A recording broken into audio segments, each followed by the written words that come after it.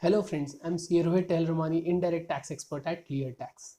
Today I want to talk to you about two important changes or amendments that are going to be effective from 1st January 2021.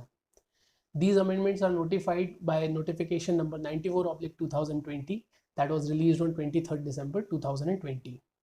Of course, there are some other provisions as well that have been notified in that notification, that is related to cancellation or suspension or EVA bill, but I'm not going to cover those amendments in this video because the effective date of those provisions has not been notified, and they will be made applicable from the date that will be notified. And also these are the changes that will be into effect from 1st January 2021, and we have to take care that we comply with these provisions. So the first provision or the first amendment that they have made is in Rule 36 Sub Rule 4. Rule 36 Sub Rule 4, as we know, restricts the ITC that a taxpayer is allowed to claim. The government has said that anybody who wants to claim ITC can claim only 10% more than the ITC that is available in your GSTR 2A that they had clarified. Now that limit has been reduced to 5%. 5% more than what your supplier has uploaded, which is visible in GSTR 2A or 2B, whichever we follow. Also, they have included in this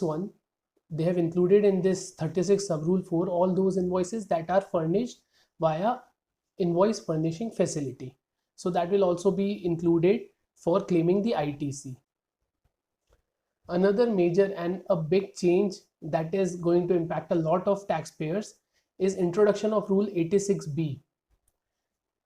This rule is for restricting ITC that can be utilized for those taxpayers whose taxable supply in a month exceeds 50 lakh rupees. For those taxpayers, the limit up to which they can claim the ITC is 99% of the tax liability. So for example, on a liability of on a taxable supply of 50 lakh rupees, if your tax liability is 2.5 lakh rupees, assuming 5% tax of rate of tax, then for paying that 2,50,000, you can only avail ITC up to 99% of this 2,50,000. That means at least 1% of your tax liability is to be paid in cash, that is through bank transfers. So this is a very big change that will have to be taken care of by a lot of taxpayers, that there is a limitation, there is a restriction on the amount of ITC that can be utilized. However, there are some relaxation, or there are some people for whom this will not be made applicable. The first in this category are those taxpayers who have paid more than 1 lakh rupees as income tax in the last 2 financial years, or the last 2 income tax returns that were due. For proprietors, it is the proprietor who should have paid more than 1 lakh rupees of income tax. For partnership firm, at least 2 of the partners should have paid more than 1 lakh rupees. For company, it should be managing director, and so on and so forth. And other person who will not be impacted by this is those taxpayers who have claimed refund of more than 1 lakh rupees in the previous financial year, either on supply of exports, that is zero rated supplies, or due to inverted duty structure. Also, one more group of people that are exempted from this law or this provision are those taxpayers who have in cumulative paid more than 1% of their tax liability in cash from the beginning of the financial year.